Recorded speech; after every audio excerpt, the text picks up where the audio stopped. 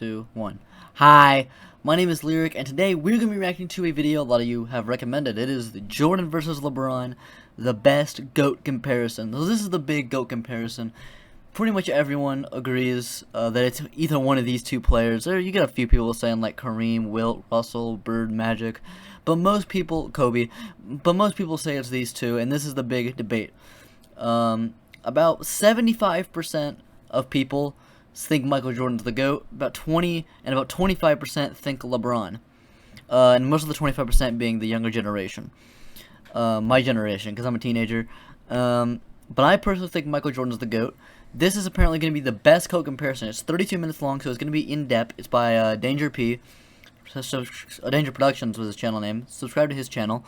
So I actually went 15 seconds into the video here, but let's check it out.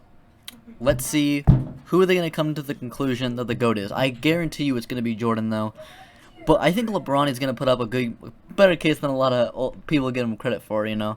Because he's probably going to become the all-time leading scorer, 4 championships, 4 finals MVPs, 4 regular season MVPs, top 3 in assists, top 10 in rebounds, maybe, no. But, like, top up there and everything.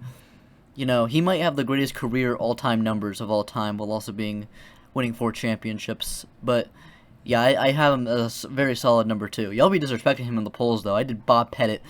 He was matched up against Bob Pettit, and Bob Pettit got 22% of the votes. Y'all are tripping, bro. Okay, so let's begin. Like and subscribe. Yeah. Taking too long. People are already leaving the video. Let's go. Leave requests in the comment section below. Already with a quote. When you're good at something, you'll tell everyone. When you're great at something, they'll tell you. This is a very good quote, because LeBron has said that he's the greatest player of all time. He said it after winning the championship in 2016. He went, that one right there made me the greatest player of all time. No, it didn't. And Jordan's never really called himself the greatest player of all time. He's always like respected other eras and go, well, I'm not really the GOAT because I didn't face against this person. I was the best of my era, but I didn't really compete against this person and this person. So, yeah, I'm pretty sure he did argue he was the GOAT, though, against Wilt Chamberlain. I'm pretty sure he did. But that was a personal thing. He never said it, like, to, like, you know, the public. I know these headphones look really stupid on my head, by the way. Don't comment it. It's the only thing I have.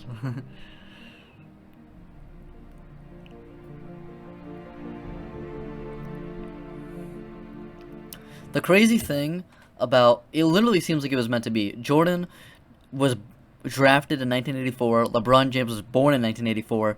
Jordan retires in 2003 for the last time, and LeBron gets drafted in 2003. Nuts.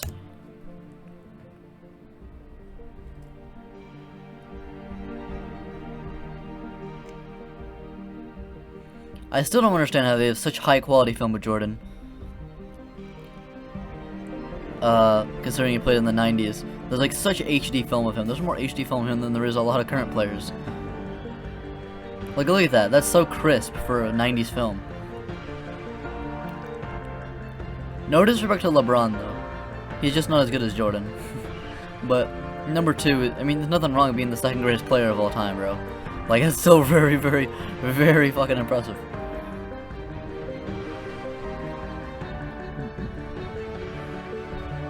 Love the celebration. Jordan versus LeBron, definitive GOAT analysis. Jordan versus LeBron. LeBron versus Jordan. It's a debate that has captured the public's attention for the last several years, especially after this moment in 2016, when LeBron James beat the Golden State Warriors to win the 3rd championship of his career. In LeBron's own... Whoa, bro. My quality just went down. It looks like it's filmed on a toenail currently. I don't know what's going on here. words. That one right there made me the greatest player of all time. That's what I felt. I was like, that one right there made you the greatest player of all time. But did it? Is everything since that moment simply icing on LeBron's cake? Or is LeBron destined to finish his career in Michael Jordan's shadow? He's closer than a lot of people give him credit for. We've all heard the arguments from LeBron supporters. He's bigger, he's stronger, he's faster, he's more durable. And from Jordan supporters. You could say something about Michael Wilt. Jordan was merely 6-0 with 6 MVPs in the finals. But the GOAT debate isn't as simple as the pundits I do think that argument is pretty stupid. There are a number of factors relevant in determining the greatest basketball player of all time. In fact, I would say there are 5 things that really matter when determining the GOAT of any sport. These criteria are, in no particular order, accomplishments, longevity, winning, statistics, and what we'll refer to in this video as the eye test. I think those are pretty good categories. And to be the GOAT, you don't need to be the best in any specific category, but you need to be pretty good across the board.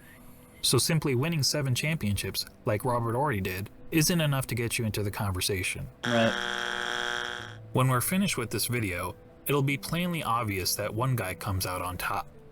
But before we get started, I want to clarify that this is not a comparison of legacies. It's about who was the better basketball player. If we were talking about legacies, Jordan's is nearly untouchable. Right. Not only did he lead basketball to global popularity, he helped transform Nike into an empire. That's true. Changed the way players played, People and wearing how Converse they dressed. before And he even made Jordan it cool for guys to Converse. be bald. And while those things certainly contribute to MJ's iconic status, they don't make him a better player on the court. So let's evaluate the criteria that matter, and we'll start with individual accomplishments. Take a look. Jordan had more regular season MVPs, twice as many. This video is a few years out of date, so it's not going to have his Lakers championship. So LeBron does have one more Finals MVP and some more All-Star teams. But yeah, so look at that. So Jordan did have more MVPs, had more Finals MVPs, obviously because he won more championships. Way more scoring titles, was a way better scorer. Even if LeBron becomes the all-time leading scorer, there's no way you can argue that he was a better scorer than Jordan. Way better defender. LeBron has made more All-Star teams due to longevity. His longevity is the biggest. It's really the biggest argument you can give for LeBron because his longevity is the greatest in NBA history. To be a guy who was 37 years old, averaging 30 points a game, about 8 rebounds, 6 assists last year, is nuts. Absolutely insane. Led the team to. It's insane, bro. 37 years old, 30 points. 8 rebounds, 6 assists a game. His team did not do well, but still, for you to nearly win the scoring title at 37 is nuts. And yeah, Jordan's longevity is not near that, so that's his biggest argument. He has by far the greatest longevity in NBA history, which is going to be the reason he's going to become the all-time leading scorer, while also being probably top 5 in assist all time, which is nuts. But still, I just don't feel that his prime is as good as Jordan's prime, which I consider more. If you're the greatest basketball player of all time, like you can average 20 points a game for 30 years and probably become the all-time leading scorer in NBA history, honestly. If you average 20 points a game for 30 years. Like, okay, let me do the math on that. Hold up. We're bringing up the phone. We're doing the calculator app. I want to see, if you were averaging 20 points a game for 30 years, would you become the all-time leading scorer in NBA history? Alright. 1 second. Okay. We're doing the math, guys. Welcome to game theory. So, if you were to play, let's say an average of around 70 games a season, right? And times 20. Times 20 points a game, you would get 1,400 points per season. And you times that by 30 years, you would get 42,000 career points. So, if you average just 20 points a game for 30 years, you'd become the all-time leading scorer. Does that make you the greatest scorer of all time? No, because you only average 20 points a game. So that's my argument with longevity. I think longevity is a big factor. It makes him the second greatest player of all time, and it's insane what he's doing. But I value prime more, and Jordan's prime is unmatched. Won the scoring title and defensive player of the year in the same year. Well, also, and then once he put down his scoring much, he was still leading the league in scoring, but just not averaging like 37 a game anymore. He was also great in the defensive end, better than LeBron. Better scorer, defender, clutch player. Just better at everything other than passing, probably. Other than passing. And he was still a great passer. He just wasn't on LeBron's level in that area. That's really the only level that LeBron takes it. Many Finals MVPs, 9 more scoring titles, and longevity, and several more selections to the NBA's All-Defensive Team, including once being named Defensive Player of the Year. LeBron has more All-Star appearances, but that's largely due to his having played more seasons. In fact, when taking into account retirements and major injuries, Jordan essentially played 13 seasons compared to 17 seasons for LeBron, 11 making of those Jordan's being on significant lead in accomplishments 11 of those all being the on the more Bulls. impressive. And that's to say nothing of MJ's brilliant college career, which saw him twice named All-American and once awarded College Player of the Year, at a time when the country's best players actually went to college. To be fair, LeBron came out of high school, so regardless that's kind of whether unfair. You're a LeBron fan or MJ fan, you have to give the accomplishments checkmark to Jordan. Yeah, this one's definitely a no-brainer. The second criteria in our GOAT analysis is longevity. And this one is also a no-brainer, but this time in favor of LeBron. Right. Not only has LeBron played more seasons in the league, but he's had a longer peak than Jordan. Right. Jordan's this is peak the main lasted argument. about 10 years, whereas LeBron's peak has lasted 16 years and is still going. 18 years and he's been now. incredibly durable during that time, missing significant time to injury only in 2019. That said, the claim that LeBron has been much more durable than Michael has been a bit overblown. Consider that Jordan played in at least 80 regular season games 11 times in his I think career, just because he including all 82 wasn't games really an load incredible management in 9 Jordan's time times. compared to Compare LeBron's that to time. LeBron, who played in at least 80 regular season games just twice, and in all 82 games just once. So both LeBron and Jordan get high marks for their durability. But LeBron is durability better. aside, the bottom line is that LeBron has sustained his level of excellence for a much longer period of time than Jordan. Correct. Which puts the longevity checkmark squarely in LeBron's corner. Yep. Definitely agree with that one. Hold up, guys. We're not rich. I don't have enough subscribers to afford YouTube Premium, so we're just going to have to get this out here. Okay. That brings us to the third GOAT criteria. Winning. Winning. As we all know, Jordan won 6 championships. LeBron has won 3. Jordan is 6-0 in the NBA Finals. LeBron is 3-6. Yes, LeBron has made the finals 9 times.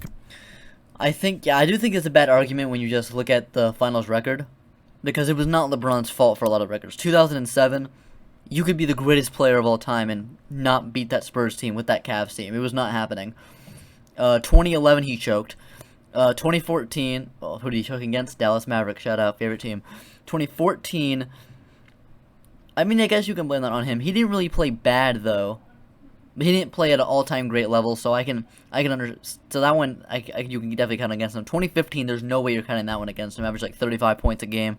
Was able to still nearly win the series, despite missing your second and third best player. Definitely can't blame that one on him. Can't blame the 2017 or 18 ones on him either. 2017 became the first player to average a triple-double in the finals. And 2018, he played great. The first game at a 51-8-8. It was nuts. Then the J.R. Smith moment happened. But mainly, yeah, you can't blame those because he was going against a super team. So I do think that you can't really blame the finals losses on him, but you definitely can blame certain finals losses on him. Mainly 2011 is what I'm saying. Mainly 2011, where, yeah. Compared to only 6 times for Jordan. But let's not pretend that making the finals is the same thing, or even close to the same thing, as winning a title. Take a prime example from another sport, the Buffalo Bills. They're the only team in NFL history to appear in 4 consecutive Super Bowls. But is there a single player or fan of that team that wouldn't trade all 4 of those appearances for just 1 Super Bowl win? Frankly, talk to any fan whose team lost the season's final game and ask them how they felt afterward. Almost universally, their feelings are of sadness, anger, and disappointment. And that's just the fans. For players, those feelings are only magnified. Listen to Charles Barkley talk about losing in the NBA Finals. And I was just in shock when it was over because I was frustrated because I couldn't wheel my team past Michael and the Bulls. And first of all, I don't think I've ever gotten over it, number one. But that was traumatic, and it's painful. So we can all stop with this false equivalence between winning the championship and finishing runner-up. In the words of Herm Edwards, you play to win the game. Hello? I do agree that Jordan was a better winner, better clutch player, led his team to more winning. I do also agree that you can't just put winning. You have to put who helped their team win most. And I don't think LeBron's far behind Jordan in that category for some series. Obviously, there's some series where it was definitely LeBron's fault. 2011, mainly. And there's also certain lapses in LeBron's game that Jordan was far better at. So I think that's what makes him better, not necessarily the finals losses other than 2011. You play to win the game. Now back to Jordan and LeBron. As mentioned, on basketball's biggest stage, the NBA Finals, Jordan was 6-0. LeBron was 3-6. And frankly, that doesn't even show how lopsided their records really are. In terms of individual finals games, Jordan was 24-11. LeBron is 18-31, and that's because in 4 of his 6 finals losses, LeBron's team hasn't even been competitive. Twice he got swept, and 2 other times he lost 4 games to 1. That includes being on the wrong side of the 2 most lopsided finals by margin of loss in NBA history. To be fair, those 2 sweeps and... Wait, what was the other time he lost 4-1? What was the other? Oh, yeah, for all those sweeps and losing 4-1, he was going against one of the greatest teams in NBA history, the Spurs with the Warriors. So to be completely fair to him. Of course, LeBron fans will tell you that the only reason for LeBron's poor finals record is that his competition was so tough. Right. Ironically, some of these same fans criticize Jordan. Right, that's... Okay, well, for I think I know what I was losing about to say. his career to a Celtics team stacked with 5 Hall of Famers. Right, I do think that's stupid when LeBron fans are like, oh, of course he didn't win, he was facing the super team, and then they'll go like, bro, Jordan, you lost to the Boston Celtics with Bird Mikhail Parrish, with Orlando Woolridge as your second best player? Like, yeah, no duh. What do you expect him to do? Man dropped 63. He couldn't have done much better, bro. Literally the highest scoring playoff game ever.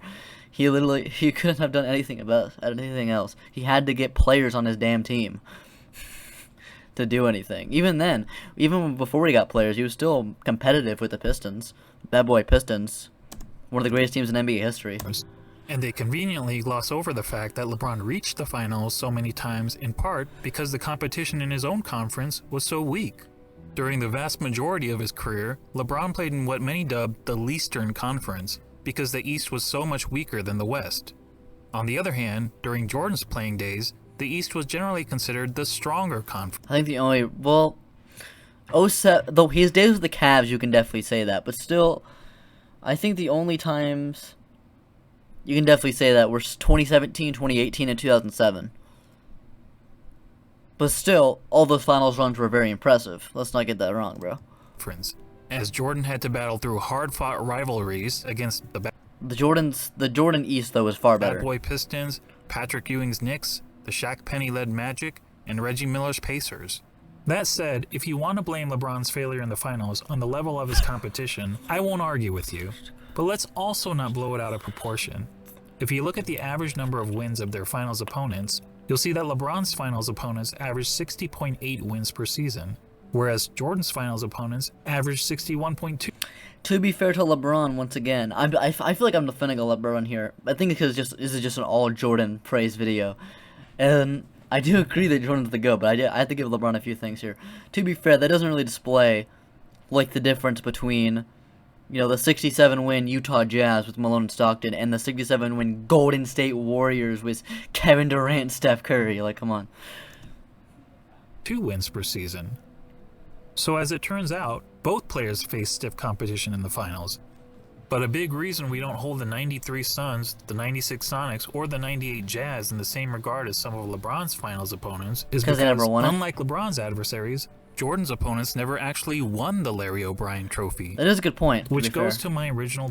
I do believe that some of those would have been all-time teams, like especially the Jazz if the Bulls had not existed. Point that the difference between winning the title and finishing runner-up is huge.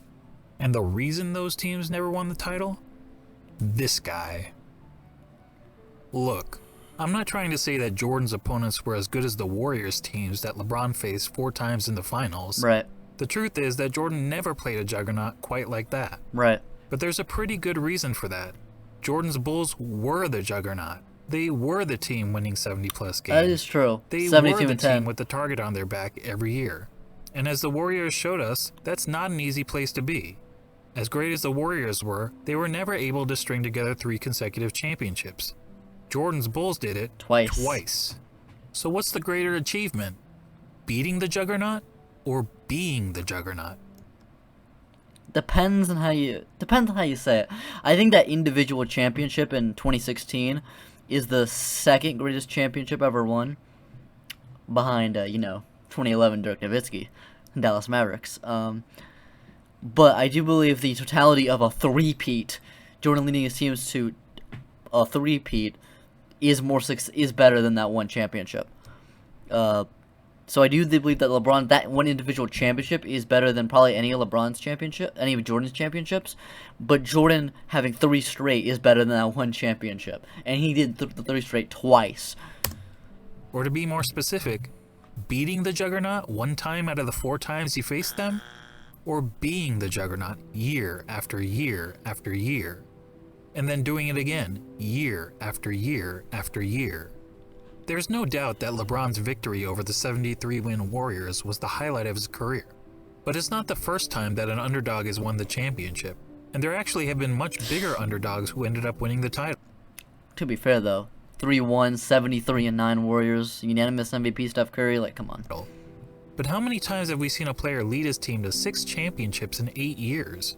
Prior to Jordan's Bulls, only Bill Russell's Celtics ever accomplished that feat in the NBA, when they incredibly won 11 championships in 13 seasons.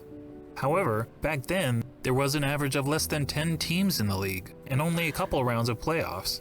I do think Bill Russell gets heavily disrespected with that 8 teams argument. You do realize that having 10 teams means you play the same teams every year. Like way more times a year. That means you had to face Wilt Chamberlain like 20 times a game in the regular season, bro. Like it means that the players were more compact. Like each team was more stacked than, like imagine if you combined all 30 teams in the NBA and you just compacted them to 10 teams. Each team would be packed. So I do agree that that's kind of a stupid argument. So it was considerably easier to win a title. And no player, not even Bill Russell, ever had a run of winning 25 of 26 playoff series, as Michael Jordan did. That's nuts. And Michael's pattern of winning goes beyond Jordan's the too NBA. good. Let's not forget that Jordan has never won anything but gold in the Olympics, and he also earned an NCAA championship, in which he hit the first of 2 iconic championship-winning shots in his career. All that is to say, when it comes to winning, Jordan does definitely take this though. Jordan does definitely take this position here. Ain't nobody denying that. Ain't nobody denying that. Clearly goes to Jordan. Get out of here.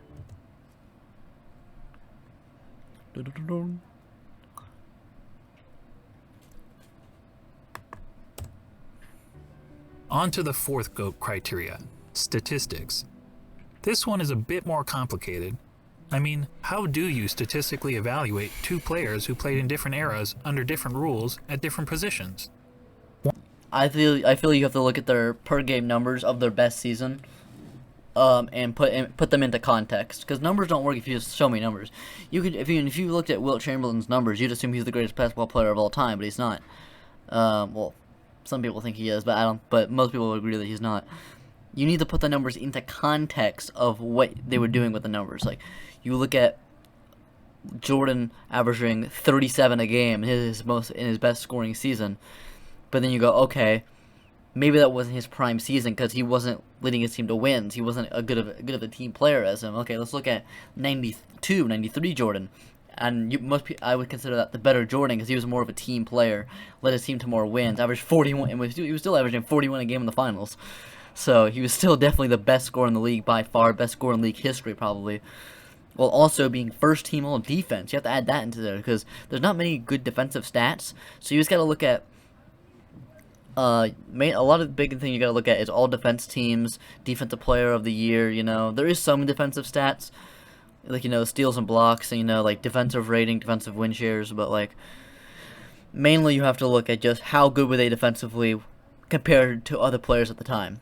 And Jordan obviously takes that. He was first team all defense like 10 times. So a better scorer, better defender in the numbers. He was a worse passer. And that's about it. In his prime, the only thing LeBron has Jordan beaten is passing, which obviously is a gigantic part of the game. But his difference in passing from Jordan to LeBron is not sustainable enough to make up for him being a worse scorer and defender. One way of doing it is to simply look at the 8 traditional statistics of basketball. The reason I wouldn't do like per game averages, I wouldn't do like all time statistics is obviously because of longevity. The person with the most longevity is going to get obviously an advantage. If you play for 13 seasons, you're going to get a lot more. You're going to get a lot less numbers than someone who played for 20 seasons, even if you were a better player. So And you can't use per game for the career, because if the player played 20 seasons and their last years kind of fell off a bit, it's going to put down their per game average and make you think their peak was less when it really wasn't. So I use their peak numbers is what I would use here. Points, assists, rebounds, steals, blocks, field goal percentage, free throw percentage, and turnovers. And we'll focus on per game stats rather than cumulative stats, since cumulative stats such as total career points and total career assists really speak to longevity, which is already its own category of the GOAT analysis. Per game stats, on the other hand, is more of an apples to apples comparison. So looking at the 8 traditional stats. So look at the 8 traditional stats. This isn't the best he's doing career. I mean, that's fine. Jordan better score. You also got to consider that Jordan played in an era with less scoring. Like, at the end of his career, teams were averaging like 80 or 90 points a game.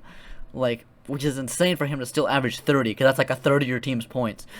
What are teams averaging now? They're probably averaging like 100 to 120 points a game. That'd be the equivalent of averaging like 35 to 40, which is nuts, obviously, especially for someone who's first team all defense and still being a team player. LeBron does have, obviously he's a better passer, but the difference is not that substantial. Just 2 assists difference, especially considering that LeBron plays a lot more of the point guard position than Jordan. And yeah, so I do agree LeBron's a better passer, but it's not I think the difference people definitely overstate. People call Jordan a bad passer. 5 assists a game for a shooting guard is not bad. Kobe, oh, by the way, I just want to mention this. Everyone calls Kobe Bryant a ball hog. Kobe Bryant averaged about 5 assists a game for his career as well, the same as Jordan. And people just say he doesn't pass. What do you want about? Rebounds, he is a better rebounder. LeBron probably, but people take that out of context. So they're looking at like big things like, oh, Jordan's a better scorer, but LeBron's better at passing and rebounds. He averages 1 more rebound a game, and also is like 2 to 3 inches taller, and plays a position that allows him to get more rebounds, and also plays in the long rebound era with more threes, allowed him to get more long rebounds. Obviously, he's gonna have a higher rebound per game average. What do you want about? Like, that basically doesn't matter. They're basically the same. Neither of them are like outstanding rebounders. That wasn't their main thing. Steals, Jordan definitely was better in steals. He has had 3 steals titles. LeBron's still good at steals. And blocks, Jordan, which is okay. This is an insane stat. Jordan with more blocks. I think that is partially helped the fact by Jordan playing an era with less threes, more interior shots, which gives the chance for more blocks. But still, if you average more blocks per game than LeBron, whose signature thing is a chase down block, and a much bigger, stronger, taller player plays a position that allows him to get more blocks, is actually insane. Both of them average around the same field goal percentage, about 50%. And free throw percentage, Jordan was a far better free throw shooter. LeBron, just not a good free throw shooter at all, which is insane. I still don't understand. How have you worked all this stuff in your game? You're the second best basketball player of all time, and you still can't shoot a goddamn free throw. What are you doing? And turnovers, LeBron averaged more because he plays. I think it's mostly because he plays more of the point guard position. He has the ball in his hands more than Jordan did, considering for like playmaking and stuff. And the thing about Jordan and LeBron did shoot more threes, but LeBron shoots more threes obviously because he plays in the 3-point era. But Jordan shot a lot more mid-range shots. He's the greatest mid-range shooter of all time. So for them to have a similar field goal percentage, it's actually kind of beneficial to Jordan, considering how much of his shots were mid-ranges compared to how much of LeBron's are like he shot way more mid-ranges than LeBron shoots threes or mid-ranges, right? So for him to have around the same field goal percentage is actually really helpful to Jordan, considering both their games are slashing at the basket, but Jordan typically shot a lot more in every spot that wasn't the 3-point line. We see that Jordan leads LeBron in 5 of them: points per game, steals per game, blocks per game, free throw percentage, and fewer turnovers. Right. LeBron leads in the other 3: assists per game, rebounds per game, and field goal percentage. But that's a pretty simplistic way of looking at statistics. What if we instead turn to analytics? Probably the most well-known analytic stat is player efficiency rating, right, or PER for short. Not a great stat, though. This Not a great metric stat. was created by respected basketball analyst John Hollinger to give an overall rating to a player's performance based on traditional stats like the ones we just mentioned. Jordan has led the league in PER 7 times, LeBron 6 times. Jordan has finished top 3 in PER 10 times, LeBron 9 times. I do think you can just use advanced stats or analytics to just say a player is better, but once you start piling on multiple advanced stats, like if they're better in if they're better than a player in 80% of advanced stats, yeah, that player is better. But I feel like you can't just look at someone who has a higher PER and just go, oh yeah, that means they're a better player, a more efficient player. No, but once you name multiple advanced stats and go, they're better at this, they're better at this, they're better at this, then yeah, I bet that pretty definitively shows and helps it out good. So I think you need multiple advanced stats to really get a good grasp on comparing a player. And I'm assuming it's going to show more, and that's going to prove that Jordan's obviously better. Times. In fact, Jordan has the highest career PER in both the regular season and the playoffs. Another popular analytics stat is win shares. Yep. Jordan has led the league in win shares 8 times, LeBron 5 times. It's impressive how the thing about this is you would think maybe it'd be LeBron for some of these in terms of times they've won it, because he's just played more seasons. He's had more chances to lead the league in these statistics. Well, Jordan played for less time. You think, oh yeah, maybe he led the league for fewer seasons, but he had just higher stats in those years. No, he actually led the league in more times as well, which is actually insane. Definitely goes to Jordan there. Jordan has finished top 3 in win shares 11 times, LeBron 6 times. And when it comes to win shares per 48 minutes, Jordan has the highest career rating in both the regular season and the playoffs. What about box plus minus? Until recently, LeBron was actually ahead of Jordan in career box plus minus. But after the 2017 season gave Russell Westbrook the greatest single-season box plus minus in history by a wide margin, the architect of box plus minus realized that the stat was fundamentally flawed. So he made some changes to improve its formula. As a result, Michael Jordan now has the highest career box plus minus in both the regular season and the playoffs. And lastly, what about value over replacement player, which on its face seems to favor LeBron James? Well, value over replacement player is a cumulative stat, and as previously noted, cumulative stats speak more to longevity than they do game-to-game dominance. That said, according to value over replacement player, Jordan owns 6 of the 9 greatest individual seasons ever played. David Robinson, and on a per-game basis, very underrated player, MJ's career rating in value over replacement player is the highest of all time in both the regular season and the playoffs. Are you noticing a theme here? Definitely am. Not only does Jordan beat LeBron in every ratable analytics stat, he consistently ranks as the best ever across the board. Before we move on from analytics, I want to mention a lesser-known stat called game score, another brainchild of John Hollinger. Yeah. Game score measures a player's performance in a Jordan single has the game, greatest so it won't tell us greatest game score for a game in NBA history. It was against the Cavs. He had 69 points, 18 rebounds, 6 assists, and 4 steals, I think. Who's had the better career. Nearly 70-20. A near 70-20 game for a shooting guard is pretty crazy. Also adding on the 6 assists and 4 steals. Right, insight into who's had the greatest games. Now, we only have game score stats since 1983, so you won't see any mentions of Wilt Chamberlain here. That said, of the 100 highest game scores ever recorded, incredibly 19 of them belong to Michael Jordan. That's insane. In other words, nearly 1 out of every 5 of the best single game performances over the last 4 decades has been by MJ. That's that actually includes nuts. The highest game score of all time for Jordan's 69.18 rebound masterpiece. Nuts. Comparatively, LeBron cooking Craig Hilo as usual has had only 3 of the top 100 game scores. When discussing the GOAT, Nick Wright is fond of asking this question. The aliens come down. You have 1 game to save humanity. Who's your first pick in the history of the world? I want Iguodala. Well, Nick, I think we have our answer. I definitely have my answer. Iguodala, Now obviously. that I've finished drowning you in numbers, let's be real. Hardly anyone watching this video knows how to calculate PER, win shares, box plus minus, value over replacement player, or game score. And why should you? This is basketball, not Goodwill Hunting. So let's go back to the traditional stats that we all know and understand. But this time, let's add context to them. What do I mean by context? Well, some positions are simply better than others at racking up certain stats. Yeah. Let's take rebounding as an example. In a vacuum, if we simply compare the number of rebounds per game of Brook Lopez and Jason Kidd, we might Brook Lopez, bro, you're a center and you average 6 rebounds a game. This isn't a guy playing a few minutes. The guy averaged like 20 points a game on that. This man averaged 6 rebounds a game. Average the same as Jason Kidd, bro. Yeah, this is a good example. So looking at this, just on the surface, you would think Brook Lopez is a better rebounder than Jason Kidd, until you realize that one's a center and one's a point guard, which clearly means that Jason Kidd's a better rebounder than Brook Lopez. I think that Lopez was the better rebounder. Shut up, Mavs. The truth is, relative to their positions, Lopez is statistically one of the worst rebounding centers in NBA history, whereas Kidd is statistically one of the best rebounding guards in NBA history. But even a poor rebounding center can grab more rebounds than a great rebounding guard solely by virtue of their roles on the court. So it makes sense that, to understand the context of a player's Boban in high stats, school? we should compare them to the respective positions that they played. When comparing LeBron James to the other small forwards who have played at least 500 NBA games, this is where he ranks. Overall, that's pretty impressive.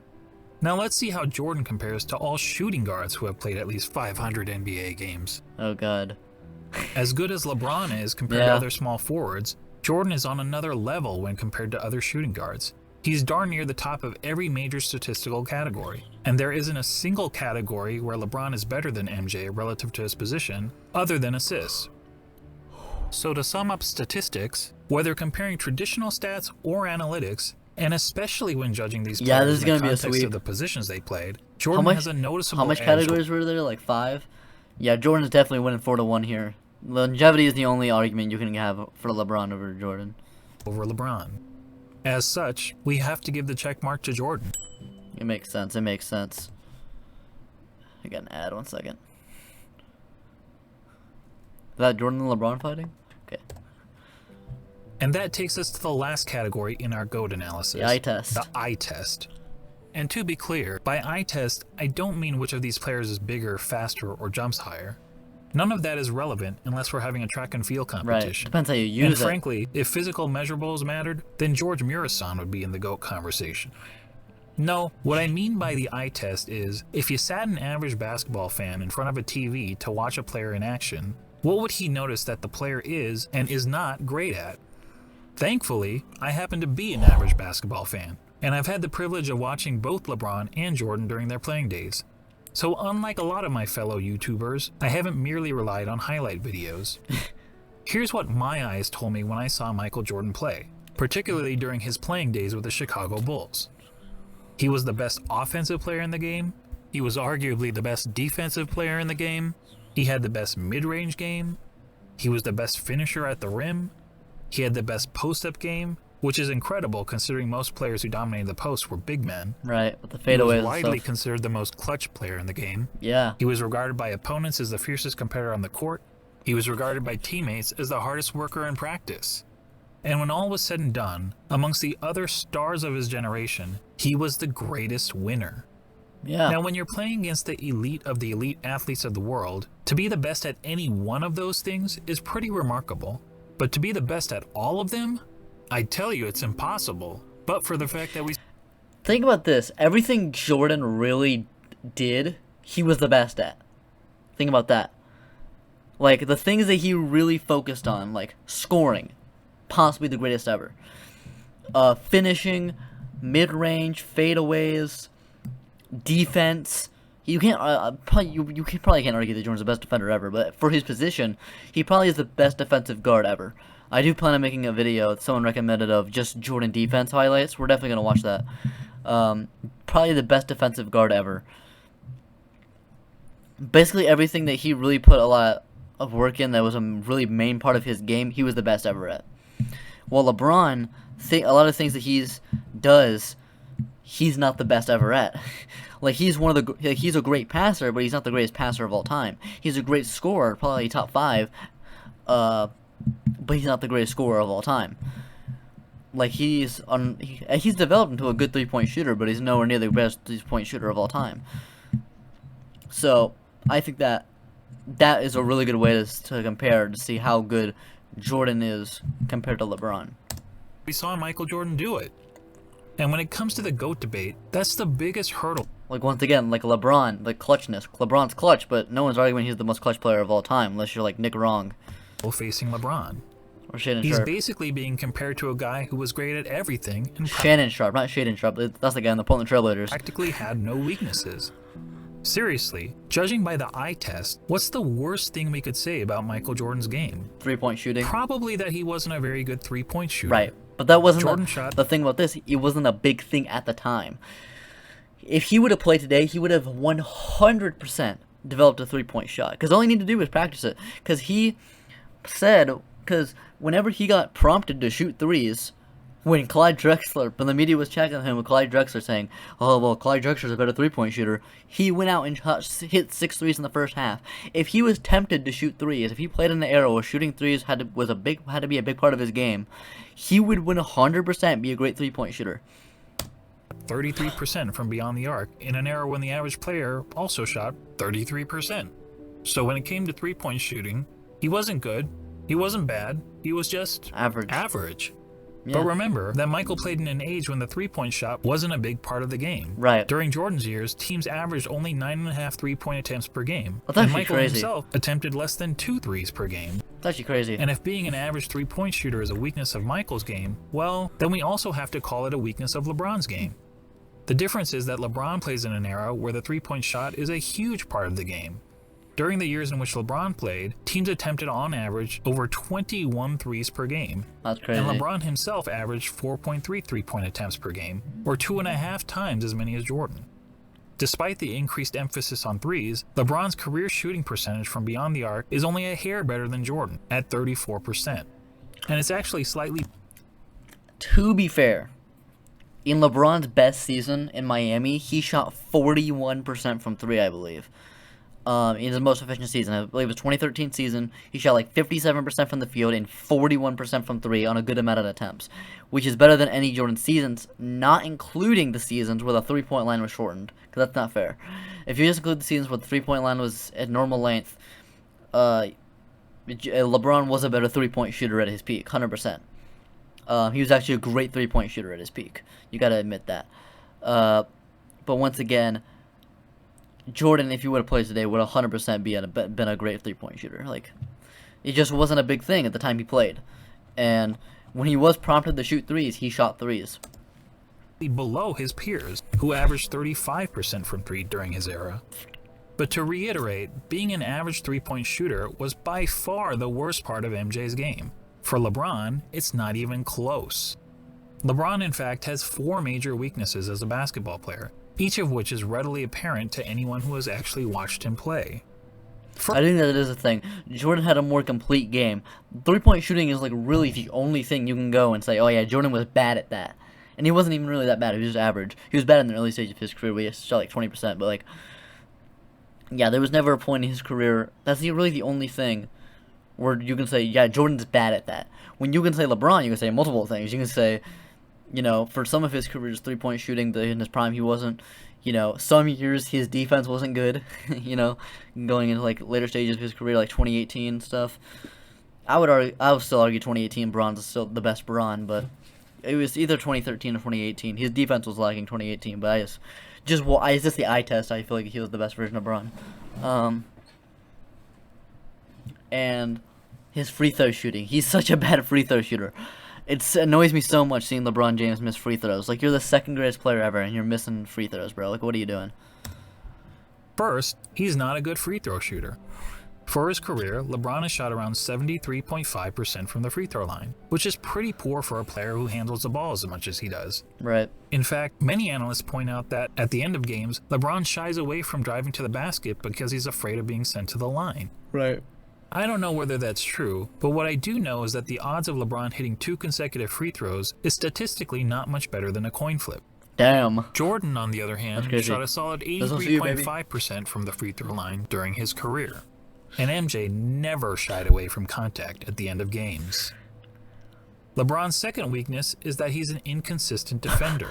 Sure, he's had some years where he was elite defensively, which is evidenced by his numerous selections to the NBA's all-defensive team. But he's also had several years where he's practically been a liability on the defensive end. Compare that to MJ, who during his Bulls days was a consistently elite defender. In fact, Jordan is the only player to rank in the top 5 amongst all guards in both steals per game and blocks per game for his career. Additionally, Michael led his position in defensive win shares practically every year that he played for the Bulls, an incredible 10 times. LeBron, comparatively, has led his position in defensive win shares on just 4 occasions, and in 5 of his last 7 seasons, he didn't even crack the top 10 at his position in defensive win shares. Now, some will excuse LeBron's recent fall-off on the defensive end as a byproduct of his resting on defense. This is inexcusable, him just sitting out of play. So that he can have more energy on offense. And we can debate the merits of that strategy, but resting on defense is not something Michael Jordan was ever accused of doing. Heck, even as a 40-year-old, look at this block, busting his tail on the defensive snatch end. Block at 40 years old. But what about the notion that LeBron's been the more versatile defender? LeBron supporters will argue that he can guard positions 1 through 5 on the court, such as when he guarded Derrick Rose for stretches in the 2011 playoffs. But I do agree that LeBron's a more versatile defender, but that doesn't make him the better defender. Like Draymond Green is a more versatile defender than Hakeem Olajuwon. Like Hakeem, you probably shouldn't be putting Hakeem Olajuwon on a point guard. You can probably put Draymond Green on a point guard at some points in the game. Does that mean that Draymond Green's better defensively than Hakeem Olajuwon? Hell no. You can be more versatile, but not better. Jordan was better at the defense he did. Well, LeBron can just do more things on defense. He can't do it as well as Jordan. He can still do it well in his prime. Very well. Second place in Defensive Player of the Year 2013. But, yeah, it does not mean he's a better defender by any stretch of the word. Guarding the opposing team's point guard or center isn't something that happens very often. In fact, during his career, LeBron has spent less than 5% of his total minutes guarding the opposing players 1 or 5. So the versatility argument is highly exaggerated. And look, when it comes to versatility, Hometown Buffet may have a more versatile menu than Spago. That doesn't make it a better restaurant. Good point, good point. LeBron's third weakness is that he's not a very good shooter. And this is a pretty significant flaw for someone claiming to be the GOAT. I mean, shooting the ball is the quintessential skill in the game of basketball. It's the part of the game that everyone practices, whether on the playground, at the YMCA, or in the NBA. Now, some people will contend that LeBron is actually a better shooter than Jordan because he has a better career field goal percentage. And yes, LeBron's career field goal percentage is... But Jordan shoots far more mid-range shots than that. So, for him, I think what would be the average? I wonder if there's stats on average distance per shot. That'd actually be a really cool stat. Does that exist? Chat, like I'm streaming. Put in the comments, is there a stat for average distance per shot, and how far back does it go back? I'd love to see the stats for that, for Jordan versus LeBron. Is 50.4% compared to Jordan's 49.7%. But recall what I said about placing stats into proper context. To help us understand context when it comes to shooting, allow me to introduce DeAndre Jordan and Tyson Chandler. We all know that DeAndre and Tyson were great rebounders and defenders. Greatest shooters in NBA history. But what if I told you that they were also 2 of the greatest shooters of all time? That would be certifiably crazy. Right. Yet if you look at all the shooting metrics, field goal percentage, effective field goal percentage, true shooting percentage, both of these guys rank near the top in NBA history. Of course, there's an obvious reason for that. You gotta look at, as we all know, if you're looking for just shooting, if you're looking for effectiveness, true shooting, like efficiency, true shooting percentage is actually a good stat. But you gotta look at like percentages on mid-range and threes if you're just looking for shooting. You gotta look at percentages of mid-range threes and long-range threes. No, both DeAndre Jordan and Tyson Chandler take a lot of their shot attempts on dunks, layups, and putbacks, which are extremely high. Shout out Tyson Chandler, 2011 champion. DeAndre Jordan, also former Dallas Maverick. Not a time we like to remember, though. Not a time we like to remember. High percentage shots. Well, guess what? So does LeBron James. In fact, every single year of his career, the shot that LeBron... Percent of field goal attempts by distance. Oh, okay. Well, this is kind of what I was looking for. But I would like it more like for like one stat, like average distance per shot. Yeah, so like 2013, one of his best seasons here. So 37% of his shots came from just dunks and layups, 0 for 3 feet. Look at this. Nearly no mid-range shots here. 20% on long twos, the three-pointers. Only 19% of his shots were threes, which I'm pretty sure that's higher than Jordan's. But like 2-pointers, 60%, field goal percentage. Okay, so all right, Okay, well, he'll explain the stats, okay? LeBron James has taken the most has been within 0 to 3 feet from the basket. Right. In other words, dunks, layups, and putbacks. But what is more than one? What is that for Jordan? What's the shot that he did the most? Was it dunks or was it mid ranges? Every 3 of LeBron's shots has been within this point blank range, which is aided by his playing in an era where it's been he does play in an era with less interior defense, more perimeter defense. I will say the perimeter defense is better, but not the interior defense at all. Mainly thanks to like rule changes and stuff and the spacing out of the game. Relatively easy to get to the rim, particularly when compared to the physical era in which Jordan played. Right. And just like every other player, LeBron is really effective from 0 to 3 feet, hitting over 73% of these shots. Right. But how does LeBron fare from outside this range? According to basketballreference.com, LeBron's shooting percentage from outside 3 feet is 37.5%. It's even poorer in the playoffs where he shoots 35.9%. What's Jordan? And it gets even worse in close and late situations. In the last 2 minutes of games where the score is within 5 points, LeBron hits only 31.7% of his jumpers. His percentage going significantly down in late situations is really not good because Jordan just went up. It mainly stayed the same, if not going up a little bit. I do still agree that LeBron's a clutch player. I don't agree that people say he's not a clutch player. He's just not been clutch in certain series like 2011. But ever since past 2011, he's definitely been a clutch player. 2016, 2018, stuff like that. Look, it doesn't take a rocket scientist to know that these numbers aren't very good. Which is probably why in the 2013 finals, the Spurs' defensive strategy against the Heat was to basically dare LeBron James to shoot. Right. And keep in mind, this was against LeBron in his prime. Can you imagine an opposing coach using a similar strategy against MJ? Now, LeBron actually credits the Spurs for forcing him to work on his jump shot, but it's not as if his results have gotten much better since then. Here's LeBron's shooting percentage from outside 3 feet over the last 6 years. Yikes. Well, I'll give him this, he is consistent. For comparison, consider that in the last year of Michael Jordan's career, as an aging player on the Washington Wizards, Jordan shot close to 42% from outside 3 feet. While that's certainly not great, it means that even as a 40-year-old shell of his former self, Jordan was still a better shooter, a far better shooter than LeBron James. Unfortunately, Basketball Reference doesn't have advanced shooting metrics from Michael's Bulls days when he was a significantly more efficient scorer. That really sucks. But few would argue that Michael was any... Okay, I see the argument here. So LeBron is a better three-point shooter, but Jordan is a better shooter in general from outside 3 feet, if you include mid-ranges and stuff. Because he's the greatest mid-range shooter of all time, not even that all that close. Yeah, that's a good argument. I agree with that one. A lethal jump shooter when he was wearing red and black. When it comes to shooting, all of us can recall practicing shots on the blacktop, counting down 3, 2, 1 before launching a shot at the rim. Well, if you were pretending to be LeBron James, you'd brick almost 2/3 of the time. Damn. Actually, that's not entirely true. If you were playing against a countdown, it would be much, much worse. And that gets me... We're getting to the clutch stats now. Oh boys, the clutch stats. And that gets me to the last major weakness of LeBron's game.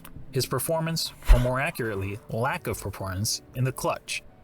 Remember when people were praising LeBron for making a couple of buzzer beaters in the playoffs 2 years ago? They used these stats to claim that LeBron was better in the clutch than Jordan. Go-ahead shots in the final 5 seconds of fourth quarter overtime NBA postseason's careers. So he shot. Alright. So they're just looking at go-ahead shots in the playoffs, final 5 seconds. And LeBron had a better field goal percentage and more buzzer beaters. That's a really low sample size, though, bro. You gotta include... Nah, bro, nah. That's a really low sample size. That's only 15 shots. You gotta include shots from more than just the last 5 seconds, bro. Like, come on. But look at these numbers carefully. What stands out to you? How about this? People were using a sample size of less than 1 shot per season to make the case that LeBron was more clutch than Jordan. Right. That would be the equivalent of polling just 100 people in the country to try to predict the winner of the next presidential election. So let's use more telling stats, shall we? Here's a situation that's often used to determine a player's clutchness. 5 seconds to go in the fourth quarter or overtime, and your team needs a bucket to either win or tie the game. It answers the age-old question, who do you want taking the last shot with the game on the line? Okay. It turns out that in the regular season and playoffs combined, LeBron has taken 94 such shots. That's a pretty good sample size. And how many of those 94 shots has LeBron made? 19, for a shooting percentage of 20%. Let me repeat that. Oof. 20. I meant LeBron was clutch in certain games, like in the finals and stuff. This is terrible, though. This is terrible. 20%. This is terrible. Guys, that's not bad in the clutch. That's atrocious. Michael Jordan in the same situation shot roughly 50%. Yes, that's right. Jordan's performance under pressure was the same as it was throughout the rest of the game. And that, my friends, Definition is the of clutch. definition of clutch. Look at me predicting what he's going to say. So there you go. When it comes to the eye test, our eyes tell us that one player, Michael Jordan, is great at everything and has practically no weaknesses. True. And the other player, LeBron James, while also having a ton of strengths, has several obvious flaws to his game. Right. And when all is said and done, after analyzing the 5 key factors 4-1. of being the GOAT, Jordan gets 4 check marks to LeBron's 1, making Got this gentleman GOAT debate, swept. well, not much of a debate at all. It's true, it's true. Now, don't get me wrong. I'm not saying that LeBron James is a bad player.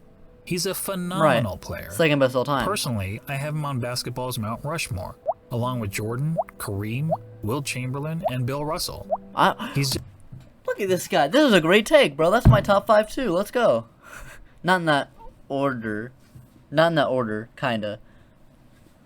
You got very close to the order. You're one off. But that's a great top 5, bro. just not Michael Great top Jordan.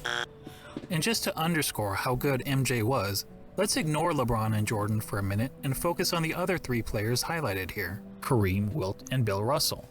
Most would agree that these are the 3 greatest centers in NBA history, Right. and each of them has a strong case to justify his standing among basketball royalty. Right. Wilt is an all-time great because he was an offensive force of nature, and he holds a ton of NBA records. 50 points a game. Russell is in the conversation because he was a dominant defender and a perennial champion.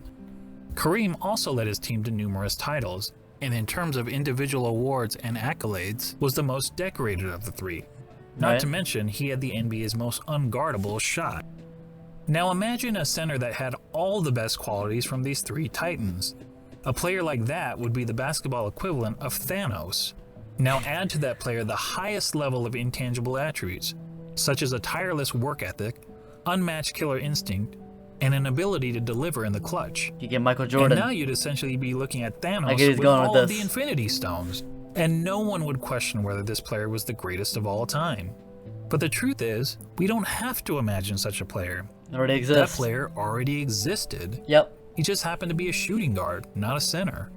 When you think That's about a great it, way to put Michael that, Jordan actually. is the real-life version of an overpowered video game. Because think about this. In my top 5, I have Wilt number 5, Bill number 4, Kareem number 3. I have Kareem above Bill and Wilt because I feel like he combines the 2. He has the championship playoff pedigree of Bill Russell while having the scoring and stats of near to Wilt Chamberlain. Now, he's not on the level of those 2 in either of them, but he has them both combined, which I feel makes him better all time. As well as you add in his insane longevity, I think puts him all the time.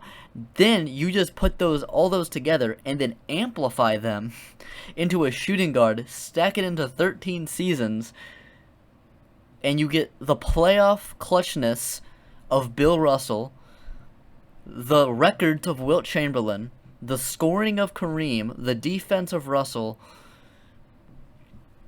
You get Michael Jordan, man. You get Michael Jordan, the greatest player of all time. Game character. He had all the qualities we look for in a superstar athlete, and he had it in spades. He's basically Babe Ruth, if Babe Ruth played defense like Willie Mays. And that's why, even in comparison to the other all-time greats, he is truly in a class of his own. Right. Simply put, he's the GOAT.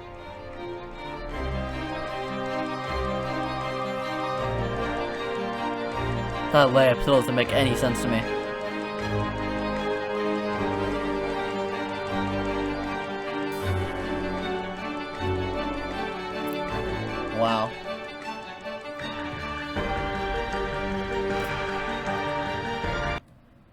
the end of this video, basically. I'm going to show some Jordan highlights. This was honestly a very, very great video. Please subscribe to this man Danger Productions, bro. This is a great video. And I think I started and ended with the same opinion. I already believed that Jordan was the GOAT. This very much solidified it. I think it brought up a lot of great points. I think most of the points he said were justified. Yeah, basically a lot of the points he said were justified. Jordan was perfect at everything. Basically perfect at everything.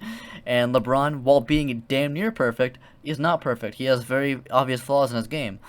So LeBron is the second best basketball player of all time, but he's not perfect. Michael Jordan is perfect. So that was a great video. If you guys have any more suggestions, please subscribe and watch. More content coming soon, hopefully. Bye.